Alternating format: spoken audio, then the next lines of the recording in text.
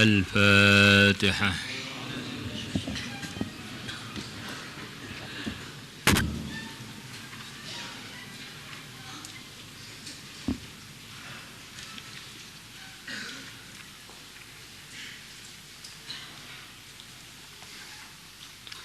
الفاتحة.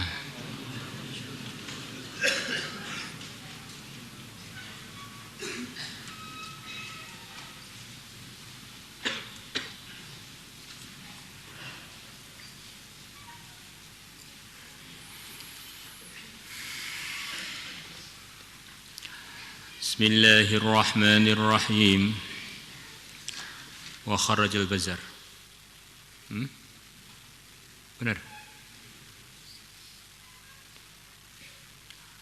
Wa kharraja, dan telah meriwayatkan Al-Bazzaru, Imam Bazzar, bi isnadin la ba'sa bihi, dengan sanad yang tidak ada bahaya dengannya, maksudnya layak untuk dipakai.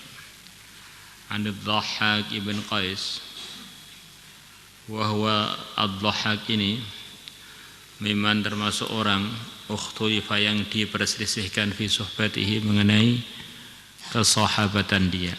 Dhahhak ada mengatakan tabi'in, ada mengatakan sahabat.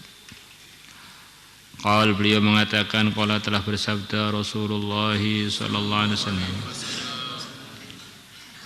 innallaha, sungguh Allah tabaraka wa ta'ala, yaqulu, telah berfirman, ana, aku, khairu syarikin, adalah sebaik-baiknya yang bersyarikat. Jadi syarikat itu aslinya ini untuk bahasa mudahnya saja. Bersyarikat maksudnya bareng-bareng, syirkah, bareng-bareng. Ini toko ini syirkah antara Pak Zaid dengan Pak Amr.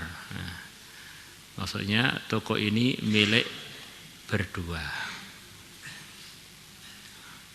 Zaid dengan Pak Amr yang berserikat ini, yang terbaik di dalam bareng-bareng adalah Zaid. Dia jauh lebih bagus daripada teman serikat dia, yaitu Amr. Dan Allah berfirman, aku adalah sebaik-baiknya yang berserikat. Bagaimana?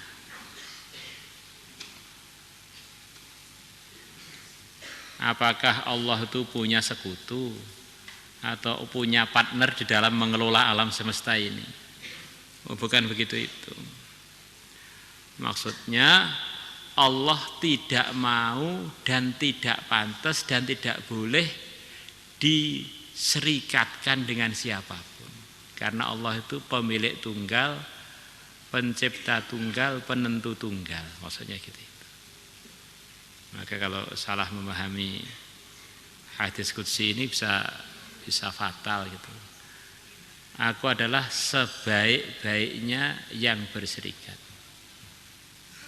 Maka karena saya ini yang terbaik dalam berserikat, siapa saja kok membarengkan bersama aku selain aku, maka saya tidak mau saya ikut dalam perserikatan itu. Orang tadi tak serahkan kepada sekutu saya tidak ridho pada dia, saya tidak peduli pada dia, saya tidak sayang pada dia, karena dia telah mengserikatkan aku dengan makhluk.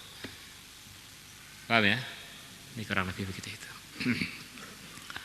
Faman asyraka ma'i syarikan, maka barang siapa mengserikatkan bersama aku syarikan, yang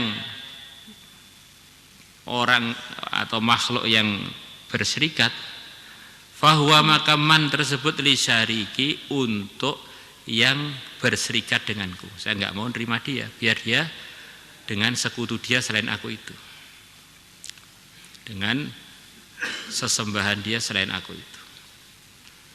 Ya ayyuhan nas, wahai para manusia, akhlisu a'malakum, murnikanlah amalan-amalan kalian. Fa innallaha, ini sudah sabdanya Nabi. Jadi firman-Nya Allah, ana khairu syarikin faman asyraka ma'i syarikan fa syariki. Ya ayyuhan nas, ini kembali pada sabda Nabi.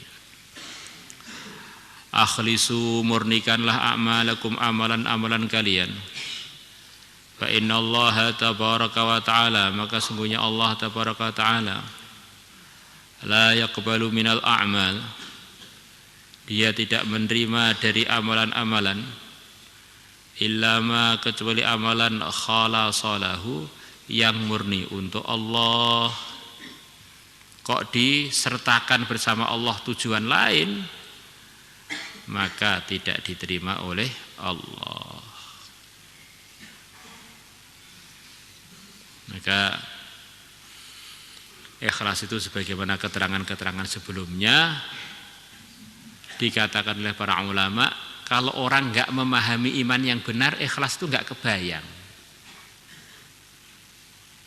Di ikhlas itu tidak mungkin dikerjakan secara logika kecuali untuk orang yang telah pernah belajar apa itu iman yang benar. Karena ikhlas itu artinya adalah amal itu murni karena Allah saja. Itu tidak akan muncul kesimpulan itu kecuali kalau orang itu punya keyakinan selain Allah itu hanya makhluk. Selain Allah itu enggak punya apa-apa. Selain Allah itu tidak layak untuk diharap. Maka orang yang ikhlas itu hasil dari keilmuan. Kalau orang belum pernah belajar iman yang benar, itu ikhlas itu enggak kebayang di otak dia. Karena perasaannya, lingkungannya punya andil, temannya punya andil, perusahaannya punya andil, penguasanya punya andil, akhirnya hatinya itu terbagi. Nah, Allah kalau sudah terbagi, Allah enggak nerima mengsyirikatkan Allah dengan yang lain tadi. Maka sering sebagian mengatakan ikhlas itu miliknya para ulama. Selain para ulama itu enggak kebayang ikhlas itu apa. Ikhlas, udah saya ikhlaskan aja Pak, saya ikhlas saja. Ikhlasnya sing piye menggung. Walaupun kamu ngomong ikhlas 1000 kali, ikhlas itu ada definisinya. Ikhlas itu satu keputusan dari pemahaman yang benar, itu baru bisa sampai ke kesimpulan ikhlas. Di saya ini kalau amal bukan karena Allah, itu bukan hanya goblok, salah mikir.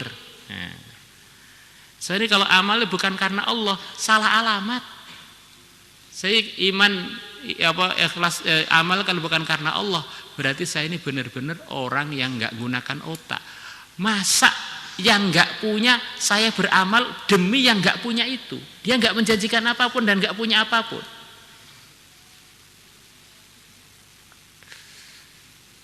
Maka disabdakan Nabi, di antara tandanya orang ikhlas mudah memaafkan. Karena dia merasa enggak punya hak apa-apa kok. Ini kalau Allah ridho ikhlas, ya saya ridho memaafkan, ya saya maafkan. Tidak dendaman, karena dia tahu ini semuanya milik Allah, saya enggak punya apa-apa kok. Kalau Allah merintahkan memaafkan, ya tak ikhlaskan semua. Maka di antara tandanya orang rusak imannya, kalau marah enggak berhenti-berhenti, kalau dendam enggak berhenti-berhenti, itu memang ada penyakit iman di hati dia. Wallahu a'lam. Karena egonya mengalahkan kelurusan imannya.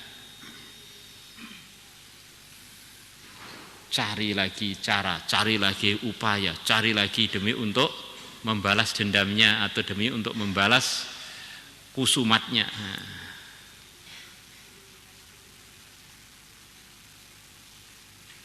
Sayyidina Abu Bakar telah disakiti hatinya habis-habisan oleh orang-orang yang telah beliau rawat, beliau nafkahi, beliau perhatikan, beliau santuni. Tiba-tiba orang tersebut, kalau nggak Hamnah ya Mistah dan teman-temannya, ikut-ikutan grup sesat yang menuduh Sayyidah Aisyah selingkuh. Maka Sayyidina Abu Bakar bilang, saya sumpah itu orang-orang tersebut saya tidak akan nafkahi lagi seumur hidup.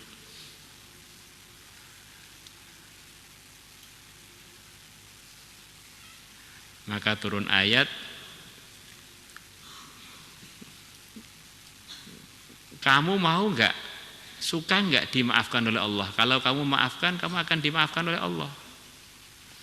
Maka langsung Sayyidina Abu Bakar berubah. Loh, saya pengen dimaafkan oleh Allah. Maka langsung yang nuduh-nuduh Sayyidah Aisyah tadi oleh Sayyidina Abu Bakar dimaafkan. Tentu saja selepas mereka menjalani hukuman. Jadi mudah melupakan makhluk itu bukti iman itu benar gitu. Allah.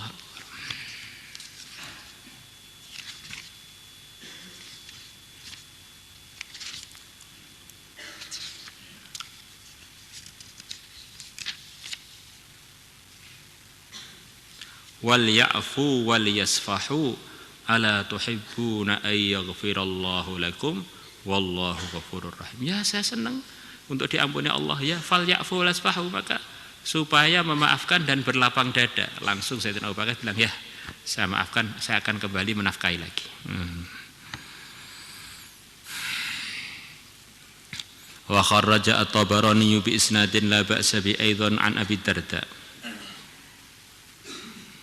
Jadi orang itu kalau imannya benar, dia ini tahu diri dia aja nggak memiliki. Kok dia ego aku kok disakiti, aku kok direndahkan, aku. Ini menunjukkan imannya nggak benar. Akhirnya jadi situ sulit ikhlas dia. Ada orang itu kalau imannya masalah kan ngeri sekali hisabnya di akhirat. Anin Nabi, dari Nabi sallallahu alaihi wasallam, Nabi bersabda, ad-dunya mal'unatun. Dunia adalah dijauhkan dari rahmatnya Allah. Dunia ini secara umum jauh dari rahmatnya Allah. Mal'unun ma fiha, dijauhkan dari rahmatnya Allah apa yang ada di dunia. Di apa yang ada di dunia ini jauh dari sayangnya Allah. Illa mabtughiya bihi wajhullah, kecuali perkara yang dicari dengan perkara tadi ridhonya Allah. Ini semua apa saja yang di dunia ini, mau bajukah, mau kacamatakah, mau topikah, mau jubahkah, mau bedakkah, atau mau kosmetikkah, mau rumahkah, semuanya itu jauh dari sayangnya Allah kecuali kalau diniatkan untuk cari ridho Allah. Maka kita lihat, kita pakai sandal, pakai sepatu, pakai jubah, naik motor, naik mobil, kalau niatnya bukan karena Allah langsung mal'un, dijauhkan dari sayangnya Allah. Nah, kalau orang tengah-tengah jauh dari sayangnya Allah kemudian mati, wah alangkah ngerinya. Nah, akhirnya matinya jadi mati yang penuh dengan penyesalan. Maulaya salli wa sallim daiman abada